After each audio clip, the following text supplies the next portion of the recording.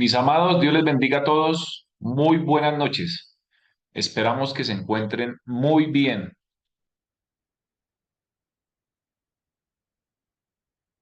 Vamos a pedirle el favor a nuestra hermana Blanca Díaz que inicie con una oración.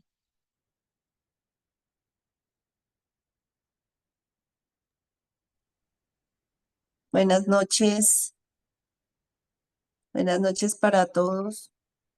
¿Cómo están mis hermanos? Bien, mi hermana, todo bien, gracias al Señor.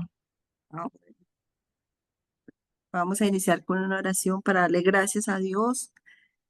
Padre Celestial, te doy muchas gracias, Señor, por esta oportunidad que tú nos estás dando, Señor, de estar en tu presencia, Padre, poder aprender cada día más de ti y poder depender cada día más y más, Señor, y conocerte, Padre amado, y llevar esta buena nueva, Señor, a donde tú quieras que nosotros vayamos. Espíritu Santo, te invitamos a que seas tú el invitado especial acá reinando en cada uno de nosotros, llenándonos de sabiduría, entendimiento, discernimiento, para que podamos captar esta enseñanza. Padre amado, gracias por todo lo que tú nos vas a enseñar esta noche, Señor. Y ayúdanos, Padre, a llevar esa buena nueva donde tú quieras que vayamos. En el nombre poderoso de Cristo Jesús. Amén y amén. Amén. Muchas gracias, mi hermana Blanca. Bueno, mis amados, Amén. vamos hoy a la lección correspondiente. Vamos a estar mirando la página 9. Aquí está, página 9 del manual. Hace 8 días estuvimos hablando de la lección número 4. ¿Quién es Jesús? ¿Cuántos recuerdan? Estuvimos mirando quién es Jesús y hablamos de un Jesús incorrecto. ¿Cuál es el Jesús incorrecto? Cuando el maestro pregunta a sus discípulos qué dicen las personas acerca de quién es él, estuvimos estudiando que las personas no conocían quién era Jesús a pesar de los milagros, las sanidades, las señales, porque unos decían que Jesús era Juan el Bautista, otros decían que Jesús era Elías, otros decían que Jesús era Jeremías, otros decían que Jesús era alguno de los profetas, pero Jesús es superior a Juan el Bautista. Jesús es superior a Elías, a Jeremías o a cualquier profeta del Antiguo Testamento. Jesús es superior a los profetas. Jesús es superior a Moisés. Jesús es superior a los ángeles. De ahí que decíamos que tengo que tener cuidado cuando estoy enseñando de no enfocarme en Juan el Bautista, no enfocarme en Elías, no enfocarme en Jeremías o en cualquier otro profeta. Hoy muchos anhelan ser como Juan el Bautista, como Elías, como Jeremías. Otros quieren ser como Eliseo, otros quieren ser como Moisés, otros quieren ser como Jod. En congresos de mujeres, entonces las mujeres salen con el pensamiento, quiero ser como Esther, quiero ser como Ruth, quiero ser la mujer virtuosa de Proverbios 31, y siempre es con relacionándolo con personajes del Antiguo Testamento. Pero en el Nuevo Testamento dice la Biblia que ahora tenemos una meta, un objetivo, y es ser cada día conformes a la imagen de Cristo.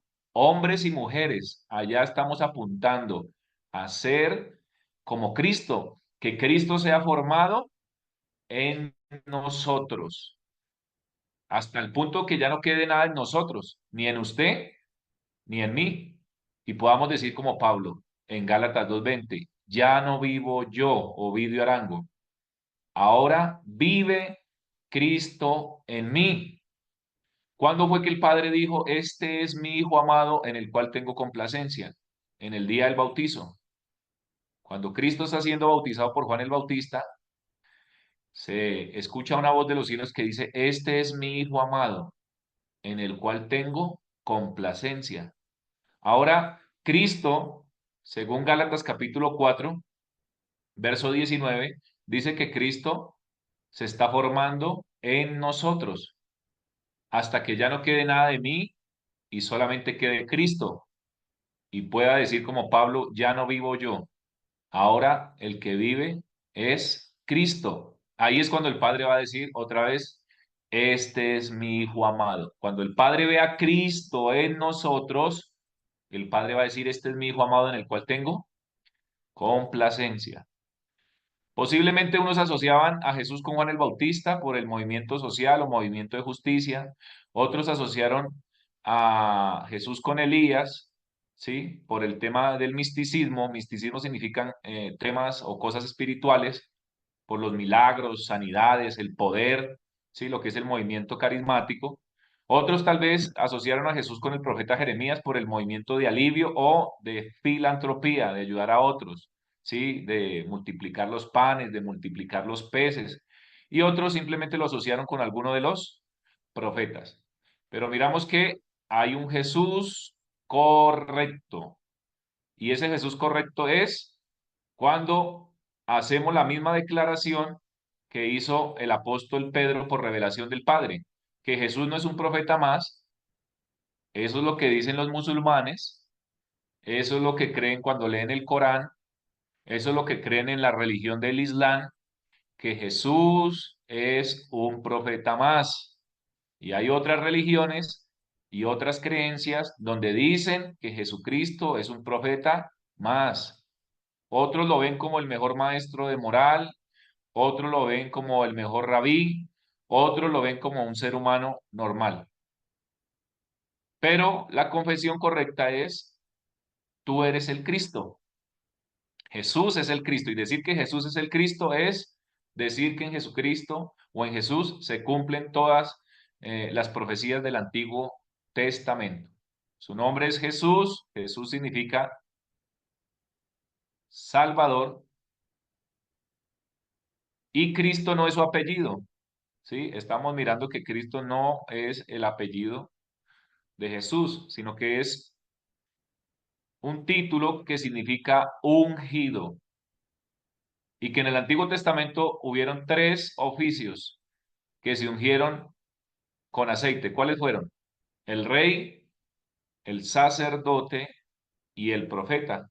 Entonces Jesús, como el Cristo, vino como verdadero rey, verdadero sacerdote y verdadero profeta. Muy bien.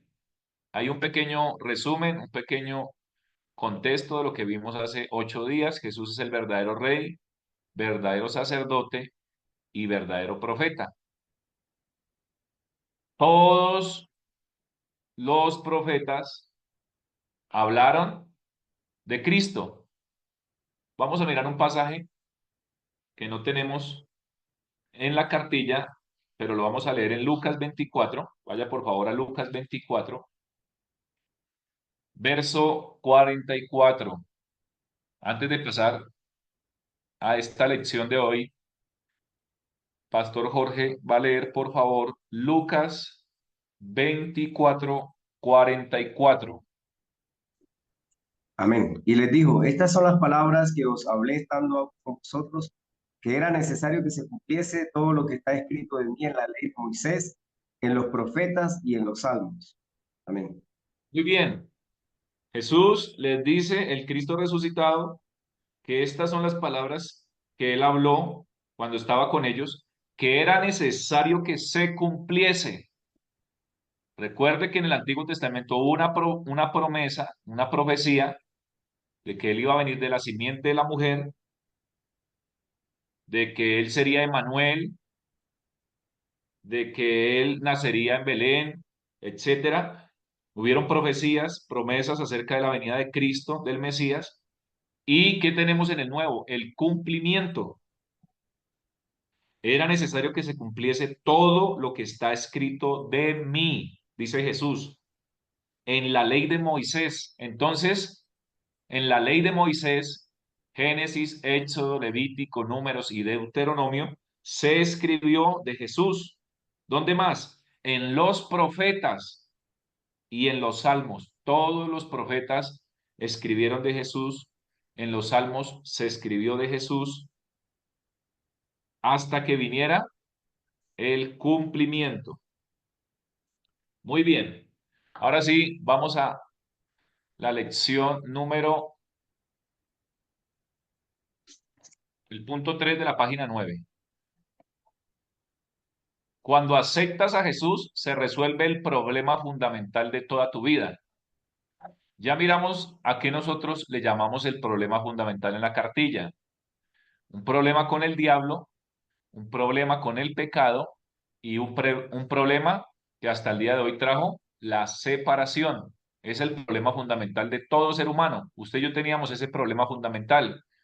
Estábamos bajo la autoridad de Satanás, como dice en el libro de los Hechos, que él tenía autoridad sobre nosotros, estábamos en tinieblas, estábamos practicando el pecado, éramos esclavos del pecado y por lo tanto estábamos separados de Dios. Pero cuando una persona cree en Cristo, cuando una persona cree en el Evangelio, se resuelve ese problema fundamental. 9. 3. Cuando aceptas a Jesús, se resuelve el problema fundamental de toda tu vida. 1. Conoce a Jesús como el Cristo. Mt 16, 16. Respondiendo Simón Pedro, dijo, tú eres el Cristo, el Hijo del Dios viviente. Muy bien. Entonces, hay que conocer a Jesús como el Cristo. No solamente como Jesús, como el Salvador, sino como el Cristo, la persona en quien se cumplen todas las promesas y las profecías del Antiguo Testamento. Eso era lo que esperaba el pueblo de Israel. El pueblo de Israel esperaba ¿a quién? A Cristo. Aún aún los samaritanos que eran una mezcla de judíos con gentiles, ellos también esperaban ¿a quién? Al Cristo. ¿Recuerdan la mujer samaritana en Juan capítulo 4? Esta mujer también esperaba que viniera el Mesías, que viniera el Cristo. Otro texto que no está aquí en la cartilla, pero lo vamos a leer. Juan capítulo 4, versículo 25 y 26, para que usted se dé cuenta que efectivamente tanto el pueblo de Israel y los samaritanos estaban esperando al Mesías, al Cristo. ¿Por qué? Porque ellos conocían la ley de Moisés, conocían los profetas, conocían los salmos, y ese era el anhelo del pueblo, que viniera el Mesías, que viniera el Cristo. Leámoslo. Le dijo la mujer, sé que ha de venir el Mesías llamado el Cristo. Cuando Él venga nos declarará todas las cosas. Jesús le dijo, yo soy el que habla contigo. Amén. Oh, mire tan hermoso este pasaje. Sé que ha de venir el Mesías, dice la samaritana. Yo sé que ha de venir el Mesías. ¿Por qué esta mujer sabía que había de venir el Mesías? Porque ellos conocían la ley de Moisés, los profetas y los salmos. Cuando Él venga nos declarará todas las cosas. Jesús le dijo, yo soy. Jesús le dijo, yo soy ese Mesías. Jesús le estaba diciendo, yo soy el Cristo. Tienes al Cristo delante de ti. Por eso es importante entender que estaban esperando al Mesías, al Cristo, y finalmente se da el cumplimiento. Tenemos que conocer a Jesús, entonces, no solamente como verdadero rey, sacerdote y profeta, no solamente como el Salvador, sino como el Cristo. Eso es importante, porque usted va a ver que después de que Jesucristo ascienda a los cielos, el mensaje que da la iglesia primitiva, los discípulos, los apóstoles llenos del Espíritu Santo es, Jesús no es cualquiera, Jesús es el Cristo. Jesús murió por nuestros pecados y resucitó. En Mateo 16, 16 tenemos la confesión correcta. Respondiendo Simón Pedro dijo, tú eres el Cristo. Pero ¿qué estaba diciendo la multitud? Que él era un profeta. Esos eran los ojos con los que con los que muchos veían a Jesús como un profeta, pero ahora viene la revelación del Padre y el Padre le revela a Pedro, parafraseando: mi hijo no es un profeta más, mi hijo no es un ser humano más, no es un hombre más, mi hijo es el Cristo. Jesús es el Cristo, el Hijo del Dios viviente. Punto número 2. Cree en Jesucristo. Juan 3:16. Vamos a escucharlo. Viviente. 2. Cree en Jesucristo. JN 3, 16, porque de tal manera amó Dios al mundo, que ha dado a su Hijo unigénito, para que todo aquel que en él cree, no se pierda, mas tenga vida eterna. Algunos dirán o pensarán, o yo lo pienso en esta hora, pero esto es básico. Este es el fundamento. Y es así, esto es básico, este es el fundamento, pero hoy no se está hablando de Cristo en muchos lugares. Hoy se ha dejado la centralidad en el Evangelio. Muchos sermones, muchos mensajes, muchas convenciones, muchos congresos, muchas actividades, se hablan de muchas cosas, se hablan de muchos temas, se habla de Elías, se habla de Jeremías, se habla de la unción, se habla de los profetas, se habla de los dones del Espíritu Santo, bueno, y cualquier cantidad de temas que pueden salir de la Biblia, pero la iglesia, parte de la iglesia de este tiempo ha perdido la centralidad del evangelio. Quitemos a Cristo de los sermones, quitemos a Cristo de las campañas, quitemos a Cristo de todas las actividades o eventos que hagamos y no hay salvación.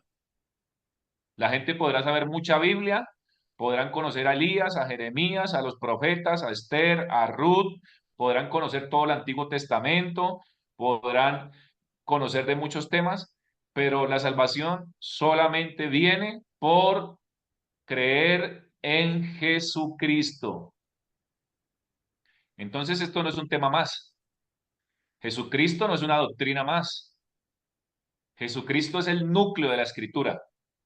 Nadie puede ir al Padre si no es por el único camino que hay para ir a Él, que es Cristo. Nadie absolutamente podrá recibir al Espíritu Santo si no cree en Jesucristo. Entonces, por eso Jesucristo tiene que estar en todos los sermones. Por eso Jesucristo tiene que estar en todos los eventos. Por eso Jesucristo tiene que estar en todas las enseñanzas. Por eso Jesucristo debo entender que es el fundamento. Vamos a mirar otro texto que habla sobre el fundamento. Primera de Corintios, lo va buscando por favor el pastor Jorge. Primera de Corintios, leámoslo desde el 10, 3:10. Primera de Corintios 3:10 y el 11. Por favor, anoten estos textos que yo les doy, que son adicionales, que no están en la cartilla, pero son importantes.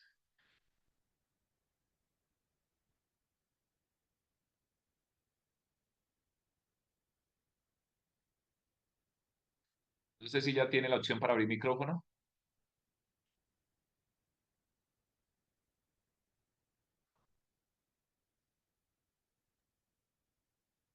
Conforme a la gracia de Dios que me ha sido dada, yo como perito arquitecto puse el fundamento y otro edifica encima, pero cada uno mire cómo sobreedifica, porque nadie puede poner otro fundamento que el que está puesto, el cual es Jesucristo.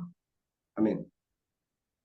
Mis amados, el fundamento es Jesucristo.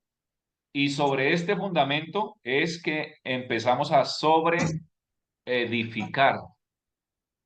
Todo edificio, toda estructura debe tener primero un fundamento y sobre ese fundamento, sobre esa base, es que se empieza a sobreedificar. Atención a esto. Si el fundamento no es Jesucristo, si el fundamento no está fuerte, no está firme, ¿cómo se van a levantar los grupos pequeños? ¿Cómo se van a levantar las misiones? ¿Cómo se van a levantar los discípulos? ¿Cómo se va a levantar el evangelismo cuando Cristo no es el fundamento de mi predicación? Cuando Cristo no es el fundamento, no es la roca de la congregación que estamos pastoreando. Cuando Cristo no es el fundamento, no es la roca del ministerio. Por eso vienen ríos, vienen vientos, vienen lluvias y la casa cae.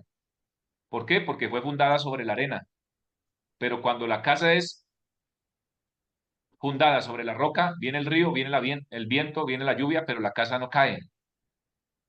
Esto es importante. Un ministerio que está claro en el fundamento que es Cristo puede pasar toda prueba, tribulación, pueden venir muchas cosas, pero persevera y sigue adelante. ¿Por qué? Porque tiene un fundamento claro que es Cristo.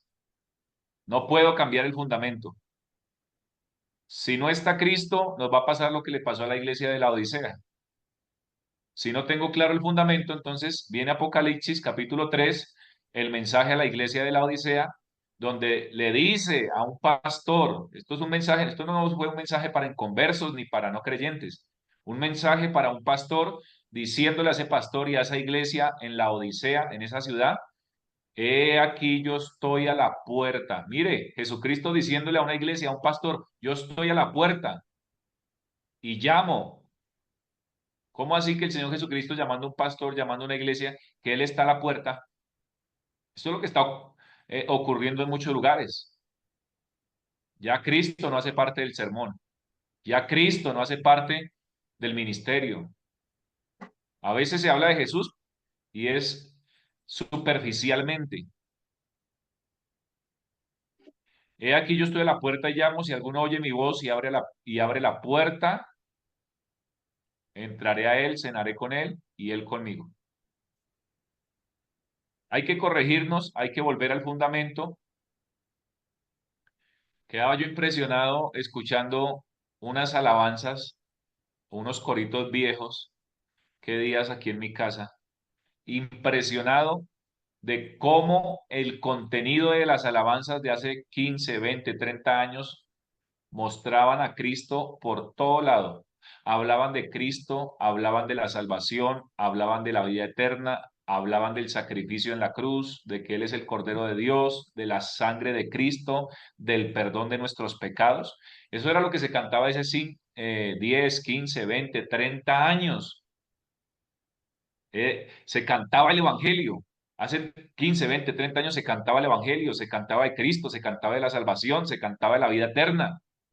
¿Sí? Eh, en las sendas antiguas. Y si nos vamos más para atrás a las sendas antiguas en el libro de los Hechos, ese era el mensaje núcleo.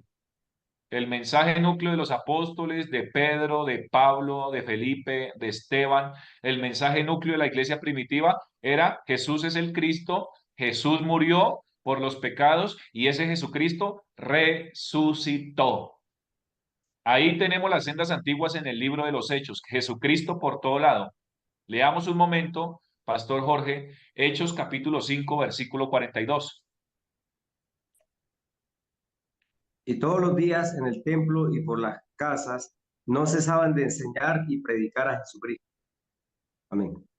Wow. Mire esto tan hermoso. Y todos los días, lunes, martes, miércoles, jueves, viernes, sábado, domingo, se acabó la semana, otra vez todos los días, lunes, martes, miércoles, todos los días en el templo. Pero recuerden que ese templo fue destruido en el año 70. Habla el templo de los judíos. Y los romanos destruyeron ese templo en el año 70. Y por las casas, hay que volver a las casas. No puedo centralizar todo en la congregación. Hay que volver a las casas. En las casas es un excelente escenario para hacer lo que hacía la iglesia primitiva. ¿Qué hacían? Todos los días en el templo y por las casas no cesaban, no paraban, diga conmigo, no paraban, no paraban de enseñar y predicar a Jesucristo.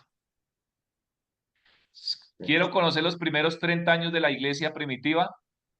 Quiero conocer los primeros 30 años de la iglesia cristiana. Voy a ir a leer el libro de los Hechos. Voy a ir a estudiar el libro de los Hechos. Quiero ver la imagen de la iglesia original. Vamos al libro de los Hechos. Quiero saber cuál era el mensaje núcleo de los apóstoles. Vamos al libro de los Hechos. Jesucristo por todo lado. Con Jesucristo por todo lado, con lo que vamos a ver aquí más adelantico, con Hechos 1:8.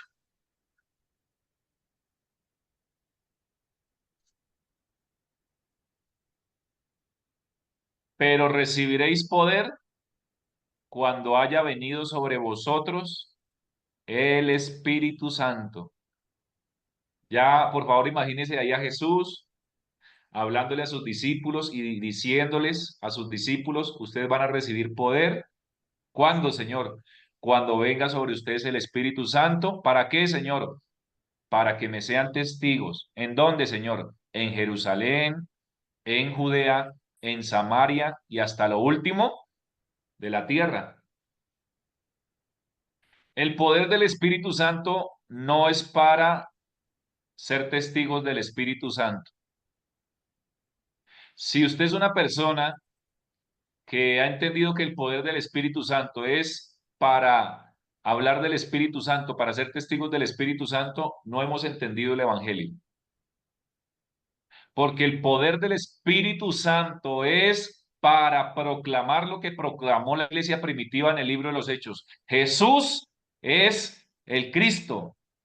Jesús murió en la cruz por los pecados y Jesucristo resucitó. Y para eso se necesitaba el poder del Espíritu Santo que les iba a dar valor, valentía, fuerza, porque los iban a perseguir, los iban a matar, los iban a echar a las cárceles, iban a perder su familia, iban a perder muchas cosas por seguir a Jesucristo. Necesitaban poder para predicar de Cristo. Y ese poder solo podía venir de el Espíritu Santo de Dios. El Espíritu Santo se agrada cuando la iglesia predica a Jesucristo. El Espíritu Santo no viene a contradecir nada de lo que Cristo enseñó en los 3 años discipulando a sus discípulos. El Espíritu Santo vino para guiar, para enseñar y para recordarles a los discípulos todo lo que Jesucristo les había enseñado durante aproximadamente 3 años. El Espíritu Santo guió a Pedro para que fuera a la casa de Cornelio. Y cuando el Espíritu Santo guió a Pedro para que fuera a la casa de Cornelio, ¿qué hizo Pedro? Les predicó de Jesucristo. Y cuando les predicó de Jesucristo, Hechos capítulo 10, dice que cayó el Espíritu Santo sobre Cornelio, su familia y sus amigos íntimos. Cayó el Espíritu Santo sobre los gentiles. Pero ¿cuál fue el mensaje? El mensaje no fue del Espíritu Santo, el mensaje fue de Jesús, de la muerte de Cristo. Vamos a ir un momento a ese pasaje, mis amados. Anote ahí porque estos textos no están en la cartilla, pero nos dan una excelente comprensión de cuál era el mensaje núcleo de la iglesia primitiva. Hechos 10:19 dice, y mientras Pedro pensaba en la visión, le dijo el Espíritu. Y eso no es como muchos hoy en día que quieren mandar al Espíritu Santo. Eso es como dicen por ahí en el ejército, en la policía, hay más de un descuadrado, creyendo que puede darle órdenes a Dios, porque el Espíritu Santo es Dios. El Espíritu Santo es Dios y yo no le doy órdenes a Dios. Dios no es mi siervo. El Espíritu Santo no es mi siervo. Nosotros somos los que somos siervos de Dios. No es Espíritu Santo, veías esto. Espíritu Santo, veías aquello. Espíritu Santo. Eso es una teología bien equivocada. Creer que yo puedo mandar al Espíritu Santo. Aquí, en Hechos 10:19, es el Espíritu Santo el que le habla a Pedro. El Espíritu Santo guía a Pedro y le da instrucciones, le da órdenes. Es el Espíritu Santo dándole órdenes al apóstol Pedro. No es el apóstol Pedro dándole instrucciones al Espíritu Santo. ¿Qué le dijo el Espíritu Santo en el verso 19? He aquí 3 hombres te buscan. Levántate pues y desciende y no dudes de ir con ellos porque yo los he enviado. Yo creo que no podemos hacer absolutamente nada sin la guía del Espíritu Santo. Creemos en la doctrina fundamental del cristianismo llamada la Trinidad. Creemos que el Padre es Dios, creemos que Jesucristo es Dios y creemos que el Espíritu Santo es Dios. Yo les confesé que mi declaración de fe, soy continuista, creo en el poder del Espíritu Santo, creo en la guía del Espíritu Santo, amo al Espíritu Santo, creo en los dones del Espíritu Santo, pero entiendo que el Espíritu Santo es el que nos da el poder para predicar que Jesús es el Cristo, que Jesús murió por nuestros pecados, que Jesús es el único camino al Padre, que en ningún otro hay salvación. Necesitamos el poder del Espíritu Santo para hablar de Jesucristo sin miedo, sin temor, sin pena, sin timidez. Ahí lo tenemos al Espíritu Santo dándole órdenes a la iglesia, dándole órdenes al apóstol Pedro. Le dice, levántate, desciende, no dudes de ir con ellos porque yo los he enviado. Pedro hace caso y cuando llegan a la casa de Cornelio, mire lo que pasa en el versículo 38. Vamos a leerlo mejor desde el 36. Pedro comienza un discurso y en la casa de Cornelio, mire lo que él dice. Dios envió mensaje a los hijos de Israel anunciando el evangelio de la paz por medio de Jesucristo. Este es Señor de todos. Empieza a hablar de Cristo. Verso 38. Como Dios ungió con el Espíritu Santo y con poder a Jesús de Nazaret, y como éste anduvo haciendo bienes y sanando a todos los oprimidos por el diablo, porque Dios estaba con él. Y nosotros somos testigos de todas las cosas que Jesús hizo en la tierra de Judea y en Jerusalén. Dice, ahí está él testificando, dice, nosotros somos testigos de todo lo que hizo Jesús en Judea, en Jerusalén, a quien mataron, aquí ya está hablando de la muerte de Cristo, a quien mataron colgándole en un madero. Todo esto lo está haciendo Pedro lleno del Espíritu Santo, siendo guiado por el Espíritu Santo, con el poder del Espíritu Santo. Pedro está siendo un testigo de Jesucristo. Ahora les va a hablar de la resurrección, verso 40. A este levantó Dios al tercer día e hizo que se manifestase, no a todo el pueblo, sino a los testigos que Dios había ordenado de antemano, a nosotros que comimos y bebimos con él después que resucitó de los muertos. Atención a esto. Y nos mandó que predicásemos al pueblo y testificásemos que él es el que Dios ha puesto por juez de vivos y muertos. Verso 43, uno de los versículos que más me gusta a mí de la Biblia. De este, o sea, de Jesús, dan testimonio todos los profetas. Todos los profetas, dice Pedro, dan testimonio de Jesucristo. Que todos los que en él creyeren recibirán perdón de pecados por su nombre. Eso es lo que necesitamos predicar nosotros. Yo llegué hace poquito de un velorio, mis hermanos, y me gusta predicar donde Dios me abra puerta. Mi mensaje núcleo, el mensaje principal que yo tengo en este tiempo es el evangelio de Jesucristo y me gusta predicar a Jesucristo, me gusta hablar de que solamente hay salvación en Jesucristo, me gusta hacerlo con el poder del Espíritu Santo, con la guía del Espíritu Santo, con la llenura del Espíritu Santo, pero no quiero dejar de hablar de Jesucristo.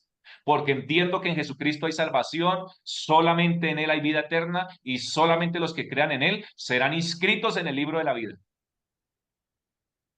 Puedo enseñar muchas cosas, pero si no enseño el fundamento, estoy grave. Grave si no enseño de Cristo. Déjeme decirle lo siguiente. ¿Usted está seguro que cuando habla de Jesucristo, la persona logra entender el Evangelio? Hay personas que en un evangelismo de 5 y 10 minutos creen que la persona ya es salva porque escuchó en 5 o 10 minutos un mensaje. Y puede que la persona haya escuchado el mensaje en 5 o 10 minutos y no haya entendido el Evangelio.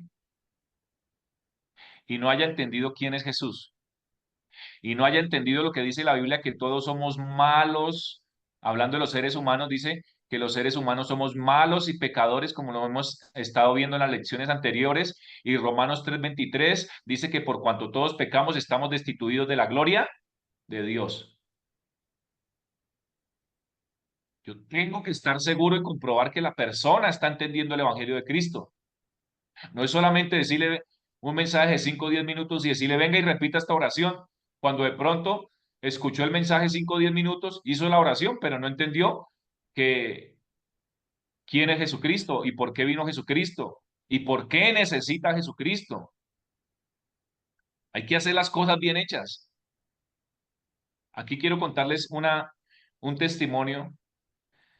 Hay un pastor que dice que a la congregación llegó un varón y se acercó a él y le dijo, pastor, yo vengo a hablar con usted, vengo aquí a buscarle porque el médico me diagnosticó que me quedan pocos meses de vida.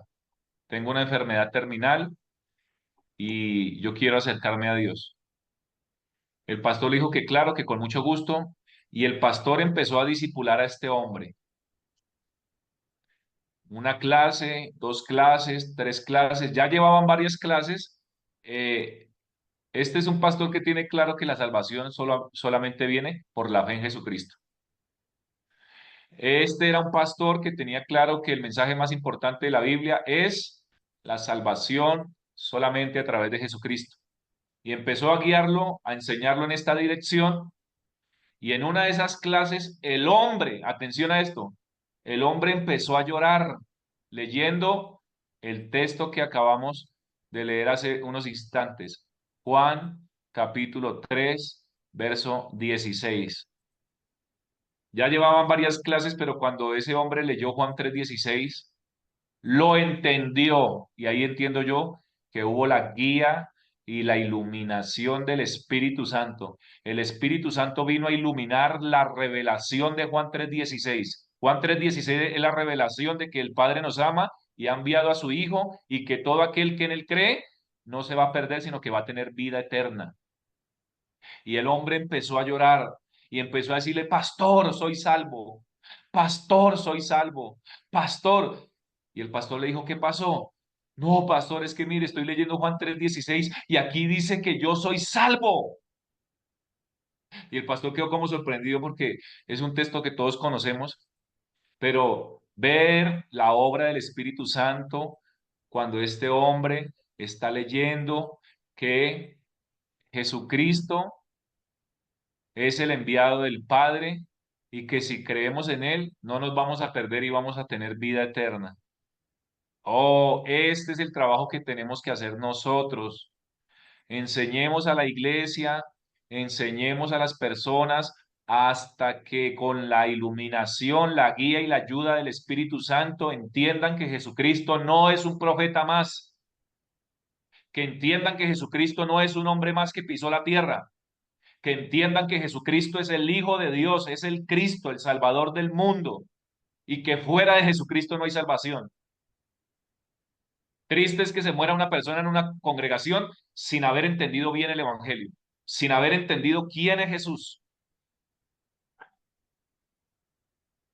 Y dice aquí, para que todo aquel que en él cree.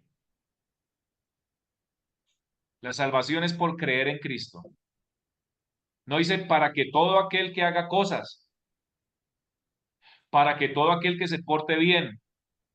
Pastor, ¿eso significa que la gente se porte mal? No, pero la salvación es para todo aquel que en él cree. Esto es una diferencia muy grande entre el evangelio y la religión.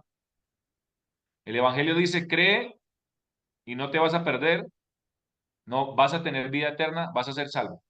La religión dice, tienes que hacer muchas obras para salvarte. Esa es la diferencia entre el evangelio y la religión. La religión dice, no es suficiente que creas en Cristo. Además de creer en Cristo, tienes que hacer muchas obras. Entonces, la salvación, según Juan 3:16, es por creer en Cristo. Así es que viene la vida eterna. Seguimos. No dice para que todo aquel que haga cosas, para que todo aquel que haga buenas obras no se pierda, mas tenga vida eterna. Es para todo aquel que crea en Cristo. Y comienza un proceso, ¿no? Ya sabemos que esto es un proceso, los que llevamos algunos años en el Evangelio, sabemos que se inicia creyendo en Cristo, viene todo un proceso, ¿sí? Al entender la palabra de Dios, viene lo que es realmente el arrepentimiento, que el arrepentimiento es un cambio de mente, cambio de pensamiento que me lleva a cambiar de dirección, es decir, a dejar el pecado, a dejar la práctica del pecado. Todo esto lo hace la palabra de Dios en conjunto con el Espíritu Santo. El verdadero arrepentimiento es cambiar de dirección. Punto 3. Acepta a Jesucristo en tu corazón. Aquí nos dan un texto que es Juan 1:12. Vamos a... Eterna. 3. Acepta a Jesucristo en tu corazón. JN 1:12, más a todos los que le recibieron, a los que creen en su nombre, les dio potestad de ser hijos de Dios. 4. Confesar a Jesús. Hasta ahí. Dice que los judíos que hicieron, le recibieron, creyeron en su nombre y por haber recibido, por haber creído en Cristo, se les dio la potestad, la autoridad de ser hechos hijos de Dios. No hay otra forma de ser salvo. Indiscutiblemente tengo que creer en Cristo. Tengo que creer en el Evangelio. Tengo que aceptar a Cristo, tengo que aceptar el Evangelio, tengo que creerlo. El que cree es salvo. El que no cree será condenado. Vamos a mirar un texto que me gusta mucho. ¿Qué pasa con los que rechazan a Cristo? ¿Qué pasa con los que rehúsan a creer en Cristo? Vamos a mirar Juan 3 y versículo número 36. Atención, por favor, a este versículo, anótelo porque es muy importante. Juan capítulo 3, verso 36. ¿Qué dice? El que cree en el Hijo tiene vida eterna, pero el que rehúsa creer en el Hijo no verá la vida, sino que la ira de Dios está sobre él. Amén. Dice que el que cree en el Hijo tiene vida eterna. ¿Cree usted en el Hijo? Usted tiene vida eterna. ¿Quién es el que realmente está metido en problemas? Pero el que rehúsa creer en el Hijo no verá la vida, sino que la ira de Dios está sobre él. La ira de Dios está sobre los que no creen en Cristo, sobre los que se rehúsan a aceptar o a creer en Cristo. Pastor, la salvación es por creer, como dice Juan 3:16. Sí, pero miremos otro texto que confirma eso. Hechos 16. Pastor, ¿y el arrepentimiento? El verdadero arrepentimiento solamente viene cuando una persona cree en el Evangelio y empieza a ser discipulada con la Escritura. Hay ladrones que se arrepintieron y ya no roban más, pero no creen en Cristo. Hay gente que practicaba la inmoralidad sexual y el pecado y se arrepintieron y ya no están practicando inmoralidad sexual, pero no creen en Cristo. Hay gente que se ha arrepentido de muchas cosas, ya no lo practican, pero no creen en Cristo. El verdadero arrepentimiento entonces viene cuando se expone el Evangelio, porque el verdadero Evangelio me muestra mi bancarrota, mi miserableza espiritual. Eso es lo que hace el verdadero Evangelio, le alumbra. El verdadero Evangelio expone al hombre su maldad y su pecado para que pueda ver la necesidad de que necesita un Salvador, que es Cristo. Voy a leerle Hechos, capítulo 16, verso 30 y 31. Los textos que no encuentren la cartilla, por favor, anótelos a un lado. Ahí tiene un espacio en blanco para que lo pueda anotar. Hechos 16:30 es el carcelero y dice, y sacándolos les dijo, señores, le pregunta a Pablo y Silas, a Pablo y a Silas, ¿qué debo hacer para ser salvo? Ellos dijeron, vamos a ver, ¿qué dijeron? Cree en el Señor Jesucristo y serás salvo tú y tu casa. Y le hablaron la palabra del Señor a él y a todos los que estaban en su casa. Mis amados, hoy en día con tantos estudios que muchas veces tomamos, tantos estudios, tantos seminarios, tantos cursos, universidad, teología por aquí, teología por allá, muchas veces la persona que se llena de tanto conocimiento, se han llenado de tanto conocimiento y han perdido la centralidad del Evangelio, han perdido la centralidad en Cristo. Por eso pueden hablar de muchas cosas, de muchos temas, y Cristo o el Evangelio es un tema más. Yo les he enseñado que yo puedo hablar de cualquier tema, de cualquier mensaje de la Escritura, pero yo lo centro siempre en Jesucristo. Nunca escuchará usted un mensaje de mi boca, así sea el matrimonio, de la oración, del ayuno, del tema que sea, siempre tengo que centrar ese tema en Jesucristo. No puedo dejar de hablar de Jesucristo, así esté hablando del matrimonio. No puedo dejar de hablar de Jesucristo, así esté hablando de la oración. No puedo dejar de hablar de Jesucristo, así esté hablando de Elías, de Jeremías, de Moisés o de alguno de los profetas. Siempre lo enfoco en Cristo. Pues eso fue todo lo que se hizo en el Antiguo Testamento, decir que Cristo viene, Cristo viene, Cristo viene, y finalmente sea el cumplimiento, la iglesia lo hace, empieza a predicar a Cristo para que yo en este tiempo deje de hablar de Cristo, del mensaje más importante de toda la Biblia. Jesucristo murió por nuestros pecados, fue sepultado y resucitó al tercer día. Seguimos. Y Cristo es suficiente para la salvación. Eso también lo hemos estado enseñando. Cristo es suficiente para la salvación. Para muchos no. Entonces eso es un evangelio diferente, como llamó Pablo en Gálatas capítulo 1, verso 6. Vamos a leerlo. Anótelo por favor ahí.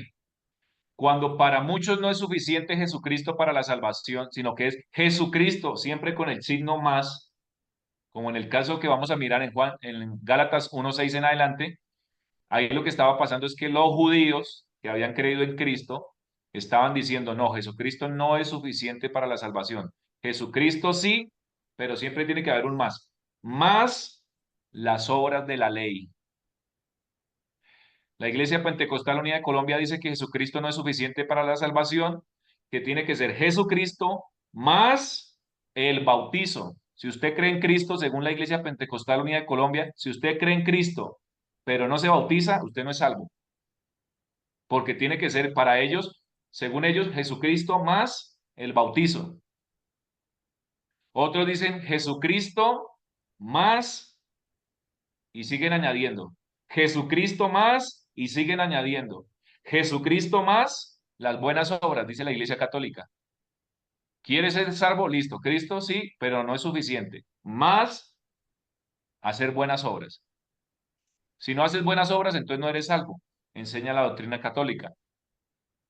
Ahora, nosotros los cristianos estamos convencidos que la salvación solamente es por creer en Cristo. Ya entendemos que viene todo el proceso, que se da como en conjunto, lo que es el nuevo nacimiento, el arrepentimiento, etcétera, etcétera. Pero la salvación es por creer en Cristo, así como el ladrón en la cruz. ¿Cuántas obras hizo el ladrón en la cruz? ¿Qué más tuvo que hacer el ladrón en la cruz? Él creía que Jesucristo lo podía salvar y le dijo, Señor, yo quiero estar contigo en tu reino. De cierto te digo que hoy mismo estarás conmigo en el paraíso. Leamos Gálatas 1:6. Estoy maravillado de que tan pronto hayáis alejado de que os llamó por la gracia de Cristo para seguir un evangelio diferente. No que haya otros, sino que hay algunos que os perturban y quieren pervertir el evangelio de Cristo. Mas si aún nosotros, un ángel del cielo, os anunciare otro evangelio diferente del que os hemos anunciado, sea anatema. Amén. Ahí lo que Pablo llama un evangelio diferente es que los judíos decían Jesucristo solamente no es suficiente para ser salvos, Jesucristo más las obras de la ley. Eso es un evangelio diferente. Cuando la gente le quiere sumar, añadir cosas. Y vamos a terminar con confesar a Jesucristo con tu boca. Romanos 10:9-10, que si confesares con tu boca que Jesús es ¿qué? El Señor. De este texto salió la famosa oración de fe, porque algunos interpretaron, mire, ¿sí ve? Tiene que confesar con su boca que Jesús es el Señor. Si usted no lo confiesa, si usted no hace la oración, no es salvo. Y entonces los mudos no se van a salvar. Los mudos que no pueden hablar, los mudos que no pueden confesar, o una persona que está en un hospital, que está enferma, que está convaleciente, que tiene un tubo por la garganta. Confiesa, confiesa, habla con tu boca tienes que decir que Jesús es el Señor. Si no haces esta oración, no eres salvo, porque tienes que, eso es realmente lo que está diciendo el texto. El texto aquí me está diciendo que tengo que hacer una oración, o el texto me está diciendo que tengo que confesar con mi boca que Jesús es el Señor. Romanos 10. Si usted y yo miramos el contexto en Roma, los romanos eran politeístas. Los romanos adoraban muchos dioses. Los romanos adoraban al César. El emperador mismo era considerado un dios. Y mucha gente confesaba que César era el dios. Mucha gente confesaba que los ídolos eran Dios. Pero aquí Pablo está diciendo, sí, debes confesar con tu boca que Jesús es el Señor. Habla de estar convencido. Habla de estar convencido de que Jesús no es cualquiera, de que Jesús es el Señor. No confesar a César como el Señor, no confesar a los diferentes dioses en los que creían los romanos como el Señor, sino confesar a Cristo. Una persona solamente puede confesar con convicción que Jesús es el Señor cuando se le enseña y se le predica el Evangelio, y para eso hay que tomarnos un tiempo de discipular a la gente. Cuando salimos a hacer evangelismo en las calles, es para conectar con las personas y poder empezar a visitarlas, empezar a enseñarles, a discipularles, hasta que ellos entiendan que Jesús no es un profeta más, que Jesús no es un hombre más, sino que Jesús es el Cristo. Pastor, ¿está malo hacer la oración de fe? Tampoco yo veo que sea malo guiar a una persona con una oración, tampoco eso es pecado, pero yo tengo que entender que la oración no salva a nadie. Lo que salva a una persona es que crea en el Evangelio. Y para que una persona crea en el Evangelio de Jesucristo, tiene que entenderlo. Y para que una persona entienda el Evangelio, tengo que tomarme el tiempo de enseñárselo. Para esto se necesita amor, para dedicarle amor a la persona, para enseñarle hasta que entienda que Jesucristo es el Hijo de Dios, hasta que entienda que Jesús es el Cristo. Entonces, oremos por las personas, si quiere guíenla en una oración, pero no creyendo que la persona se salva por hacer esa oración, por repetir una oración. Es cuando esa persona confiese porque está convencida después de un discipulado, de tiempo, de dedicación, de perseverancia, donde usted hizo un trabajo y le da continuidad, porque si vamos a hacer un trabajo de evangelismo y no le vamos a dar continuidad, mejor no hagamos nada. Para decir, mire, aquí traigo 10 nombres de 10 personas y son salvos ya porque todos hicieron la oración. Y usted tuvo solamente 5 o 10 minutos y en esos 5 o 10 minutos le dio parte del mensaje. No, necesitamos hacer el trabajo bien hecho. El evangelismo es el 10%, el discipulado es el 90%. Anote eso ahí. Tenemos una misión del 100% y el evangelismo solamente es el 10%. y el discipulado es el otro 90%. Entonces, esa persona que va a confesar con la boca es porque realmente está convencida que Jesús no es cualquiera, es el Señor, es el Cristo, es el que murió por los pecados. Y creyeres en tu corazón que Dios le levantó de los muertos, la resurrección, serás salvo. Confesarlo, creerlo para salvación. Porque con el corazón se cree para justicia, pero con la boca se confiesa para salvación. Mis amados, para que una persona entienda el Evangelio, necesitamos amar a las personas. Si yo soy un pastor que no tengo amor, ¿usted cree que Jesucristo me va a enviar las ovejas a la congregación o me va a permitir encontrarme con las ovejas cuando no tengo el amor para enseñarlas, no tengo el tiempo para disipularlas?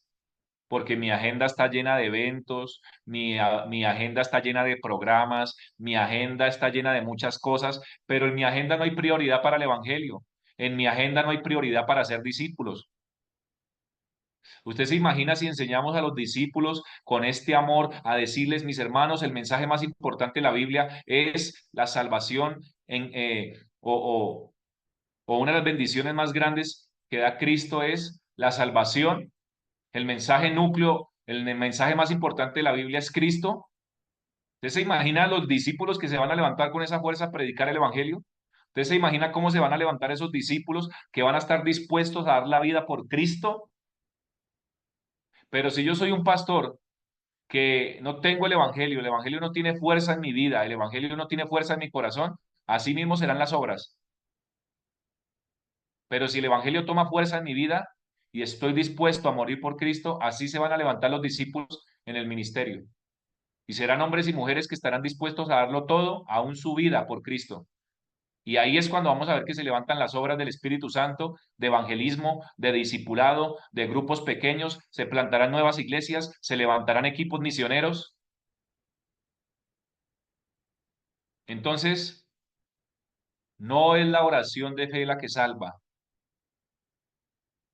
El que salva es Jesucristo. No se conforme solamente con llevar a la gente a hacer una oración. Tómese el tiempo de disipularlos, tenga amor para enseñarlos hasta que ellos entiendan que solo en Jesucristo hay salvación y que no hay más caminos. Así como la historia que le conté el pastor. Hasta que ese hombre lloraba leyendo Juan 3:16 diciendo, pastor, es que acá dice que yo soy salvo. El Espíritu Santo estaba haciendo la obra en su corazón, mostrándole que por haber creído en Cristo él era salvo. Pero el pastor ya llevaba varias clases con él. Mis hermanos, hoy decimos, vamos a hacer misiones a tal lugar, vamos a hacer misiones. Me ha tocado enseñar. A veces se dice misiones, la gente piensa en paseo.